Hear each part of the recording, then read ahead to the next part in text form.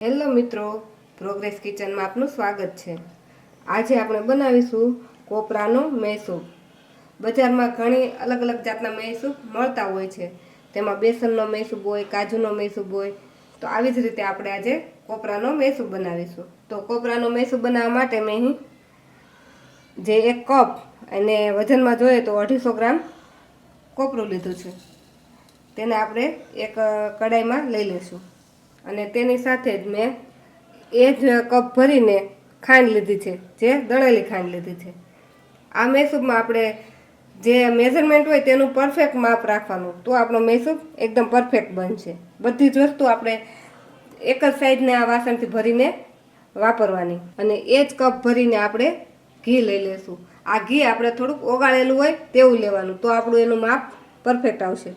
આ ઘી પણ આપણે આમાં નાખી દઈશું અને તે જ કપ ભરીને કે આપણે કોઈ પણ વાસણ લીધું હોય તે આપણે આખું વાસણ ભર્યું હોય તેનું અડધું આપણે પાણી લેવાનું।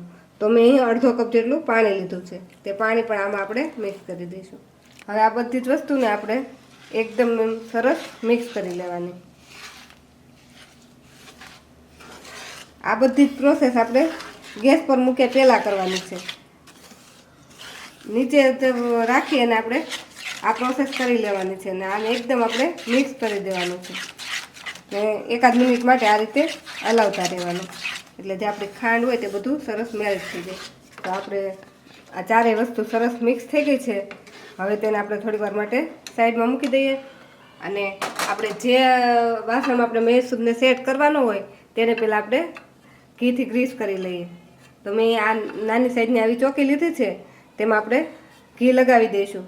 પણ મૈસૂર સેટ કરવા માટે ગમે તે વાસણ લઈએ તે આવું ઊંડાઈવાળું હોવું જોઈએ। જો આવું ઊંડાઈવાળું વાસણ હશે તો એમાં જે આપણે 3 કલરના લેયર્સ પડશે એ એકદમ સરળતાથી દેખાય એવા પડશે અને તો જ પરફેક્ટ એમાં જાળી પડશે।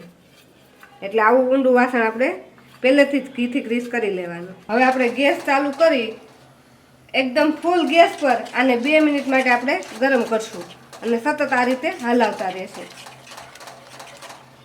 આમાં ખાસ આપણે ક્યારે ગેસ ફૂલ રાખવો અને ક્યારે ધીમો રાખવો એ પ્રોસેસ ખૂબ મહત્ત્વની છે।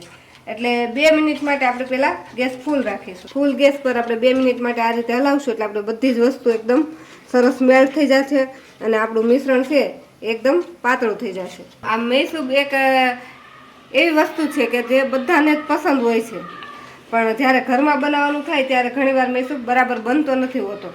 એટલે આપણે બજારમાંથી આપણે રેડીમેડ મૈસૂર લાવીને ખાતા હોઈએ છીએ, પણ આપણા ઘરના મૈસૂર જેટલો તે હાઇજેનિક અને હેલ્ધી નથી હોતો। જો તમે આ મારી રેસીપી જોઈ અને તમે મૈસૂર બનાવશો તો તમે ચોક્કસ પહેલી જ વારમાં પરફેક્ટ મૈસૂર બનાવી શકશો। પણ આમાં જે આપણે ગેસનું ગરમ કરવાનું ટાઈમિંગનું ધ્યાન રાખવાનું અને જે આપણે પરફેક્ટ માપ વસ્તુ લઈએ તે બધી એક સરખા માપથી લેવાની। ફૂલ ગેસ પર આપણે 2 મિનિટ હલાવતા આ રીતે આપણે બધું જ ઘી છૂટું પડી ગયું છે ને સાઈડમાંથી આ રીતે બબલ્સ થવા લાગ્યા છે। તો હવે આપણે ગેસની ફ્લેમને મીડિયમથી ધીમી એવી કરી દેવાની। પછી આપણો ગેસ જે પ્રમાણે આવતું હોય એ પ્રમાણે આપણે મીડિયમ રાખવાનો, એમ એકદમ ધીમો પણ નહીં બહુ ફૂલ પણ નહીં। હવે આને સતત આ રીતે આપણે હલાવતા રહેવાનું। જો આપણે હલાવતા મીડિયમ ગેસ પર 2 મિનિટ જેટલો સમય થઈ ગયો છે। 2 મિનિટમાં જ આપણું મિશ્રણ જો આ રીતે પાછું થોડુંક ઘાટું થવા લાગ્યું છે અને તેમાં થોડા આ રીતે બબલ્સ થવા લાગ્યા છે। હજુ આ જ રીતે આપણે ફરીથી એને 2 મિનિટ માટે ગરમ થવા દઈશું, પણ આપણે હલાવવાનું એને કન્ટિન્યુ હલાવવાનું જ છે, નહીંતર ટોપરું છે જલ્દીથી નીચે ચોંટી જશે। તો ફરીથી 2 મિનિટ જેટલો સમય થઈ ગયો છે અને આપણે જે પહેલાં આપણે બબલ્સ દેખાતા હતા તેના કરતાં હવે વધારે બબલ્સ ખાવા લાગ્યા છે અને તેમાં આ રીતે જાળી પડવા લાગી છે। જ્યારે પણ આપણા મિશ્રણ હલાવતા હોય તો આપણે એક જ દિશામાં આ રીતે તેને હલાવવાનું। હજુ આપણે એને 2 થી 3 મિનિટ માટે આ રીતે સતત હલાવતા રહીશું। જેમ જેમ આપણે આને હલાવશું તેમ આપણા મિશ્રણ છે એકદમ હલકું થતું જશે। આમ આપણે ચમચો ચલાવીએ તો આપણે એકદમ હળવો લાગશે અને એકદમ ફૂલી જશે। સતત આપણે આ રીતે ચલાવતા આપણું મિશ્રણ એકદમ હવે હલકું થઈ ગયું છે અને આ બધું સાઈડની સપાટીમાંથી છોડવા પણ લાગ્યું છે। હવે આને આપણે થોડીક જ વાર માટે ગરમ કરવું પડશે। આમાં થોડોક કલર ચેન્જ થાય ત્યાં સુધી આપણે એને હવે ગરમ કરવાનું છે। તો આપણું મિશ્રણ સરસ એકદમ ફૂલી ગયું છે અને તેમાં આ રીતે સરસ જાળી પણ પડી ગઈ છે। તો હવે આપણે થોડીક જ વાર માટે આને ગરમ કરીશું। તો આપણે થોડીક જ વાર માટે ગરમ કર્યું છે અને હવે આપણે ગેસની ફ્લેમને મીડિયમથી ધીમી એવી કરી દેવાની। હવે આપણે ગેસની ફ્લેમને મીડિયમથી ધીમી એવી કરી દેવાની। હવે આપણે ગેસની ફ્લેમને મીડિયમથી ધીમી એવી કરી દેવાની। જો હવે આપણો મૈસૂર એકદમ સરસ બની ગયો છે અને તેનો કલર પણ ચેન્જ થવા લાગ્યો છે અને બધું ઘી પણ છૂટું પડી ગયું છે. તો હવે આપણે ગેસ બંધ કરી અને ફટાફટ જ જે આપણે ટ્રેને આપણે ઓઇલથી ગ્રીસ કરી રાખેલી છે તેમાં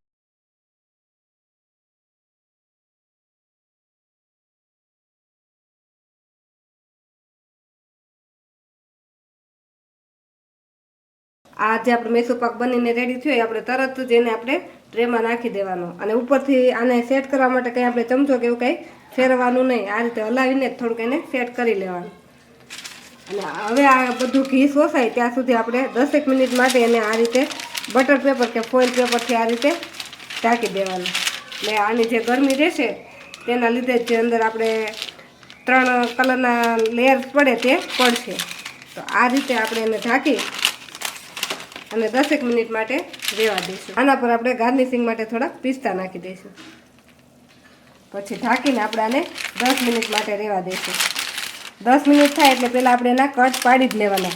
જો વધારે ઠંડુ થઈ જશે તો પછી તેને પીસ સરખા નહીં પડે. એટલે હવે 10 મિનિટ પછી આપણે આના પીસ પાડીશું. તો 10 મિનિટ જેટલો સમય થઈ ગયો છે. તો હવે આપણે આના પીસ કરી લઈએ. તો જો આમાં બધું જ જે ઘી હતું તે શોષાઈ ગયું છે. તો 10 મિનિટ થાય પછી આના પીસ કરી લેવાના. જો આપણે એકદમ ઠંડુ થવા દેશું તો પછી આના પીસ આપણે નહીં કરી શકીએ. હજુ આપણું આ મિશ્રણ ખૂબ જ ગરમ છે એટલે તેને આપણે પકડી શકાય એવું નથી. એટલે આ રીતે આપણે એને પકડી અને આપણે બધા પીસ કરી લઈશું. ત્યારે આપણે ખાલી આના પીસ જ કરવાના છે. એકદમ જ્યારે 3 થી 4 કલાક પછી ઠંડી થઈ જશે પછી જ આપણે એને ડીશમાંથી કાઢીશું. તો આપણે આને વધારે પડતું ઠંડુ થવા દેશું તો પછી એના પીસ નહીં પડે અને ભૂકો થઈ જશે. તો આપણે સરસ એવા ચોરસ પીસ પાડી લીધા છે. તો આપણે બધા પીસ પાડી લીધા છે. હવે આને આપણે ઢાંકી અને ફરીથી આપણે એકદમ ઠંડો થાય ત્યાં સુધી આપણે એને રહેવા દઈશું. તો હવે આપણે 2 થી 3 કલાક જેવો સમય થઈ ગયો છે અને આપણો મૈસૂર એકદમ ઠંડો થઈ ગયો છે. તો હવે આપણે આના પર એક આ રીતે ડીશ રાખી તેને આપણે આમ પલટાવી લઈશું. તો આ રીતે આપણે ડીશમાં મૈસૂર નાખતા તે સરસ આ ડીશમાંથી અલગ પડી ગયો છે અને આ રીતે એના બધા પીસ પણ પડી ગયા છે. જો આમાં એકદમ 3 કલરની જાળીદાર આપણો મૈસૂર તૈયાર થઈ ગયો છે. તો આમાંથી આપણે આ રીતે કરશું એટલે આપણે બધા જ મૈસૂરના પીસ અલગ થઈ જશે. તો એકદમ 3 કલરના શેડવાળો અને જાળીદાર એવો આપણો મૈસૂર તૈયાર. તો 3 કલરના શેડવાળો એકદમ ક્રન્ચી અને એકદમ સોફ્ટ એવો આપણો મૈસૂર બનીને તૈયાર થઈ ગયો છે. તેને તોડીએ તો એ આસાનીથી આ રીતે તૂટી જાય છે અને તે અંદરથી પણ એકદમ જાળીદાર થયો છે. જો તમને મારો આજનો વિડીયો ગમ્યો હોય તો અમારા વિડીયોને લાઇક કરો અને પ્રોગ્રેસ કિચન ચેનલને સબસ્ક્રાઈબ કરો.